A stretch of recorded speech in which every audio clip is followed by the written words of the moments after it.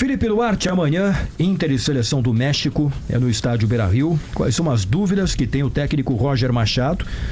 Eu acho que essas dúvidas são não só para o amistoso de amanhã, mas também para a estreia no Campeonato Gaúcho, né? É verdade, algumas delas não serão solucionadas até lá, até o dia 22, para enfrentar o Guarani em Bagé. Mas o primeiro Inter de 2025 vai dar as caras nesse compromisso contra o México, que é um amistoso, aliás, completamente festivo. O Inter acabou de anunciar, por exemplo, Gabardo, que vai ser permitida a venda de bebida alcoólica no estádio.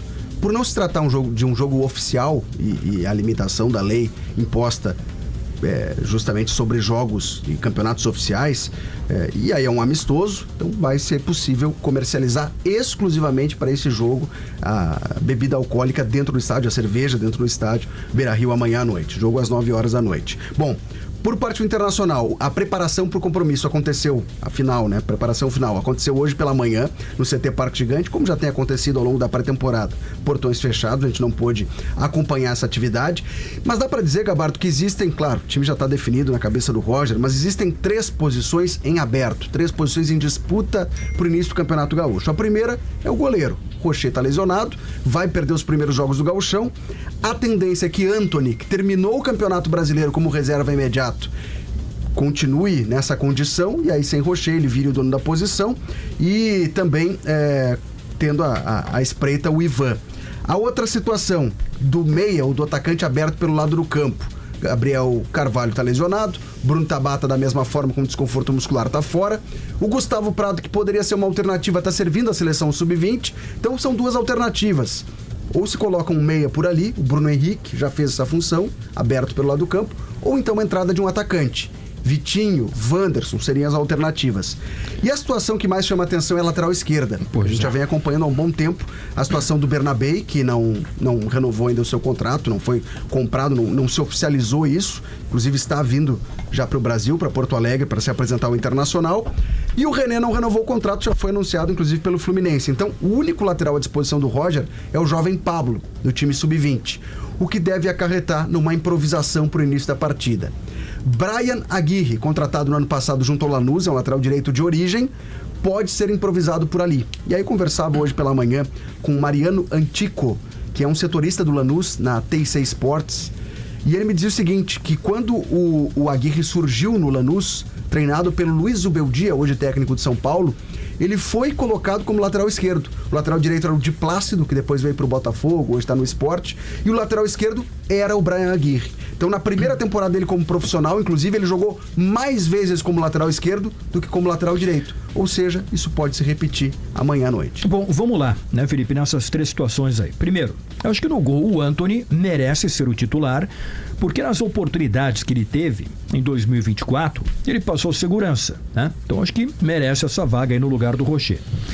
Nessa questão da lateral esquerda, que você citou aí, o Roger fica entre 2 situações. Improvisar um jogador que é mais experiente, que é o Aguirre, mesmo que ele já tenha jogado na lateral esquerda, como você explicou, mas é uma improvisação, ou colocar alguém da posição que é um garoto, que não tem experiência. Na minha opinião, o Aguirre, né? Pelo fato de já ter jogado na posição, por ser um jogador mais experimentado, e é um jogo contra a seleção do México, né? Então experiência pode ajudar, né? Mesmo que ele tenha só 24 anos de idade, mas enfim, é um jogador mais experimentado.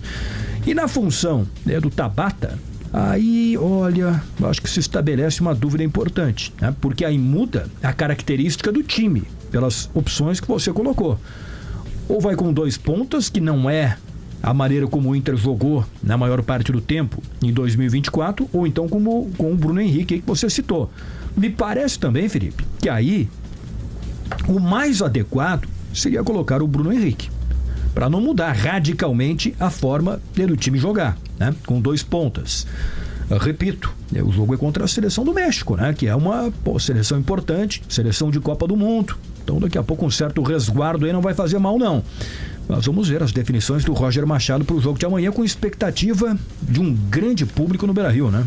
É a expectativa de 45 mil pessoas, casa lotada, né? Contra o México.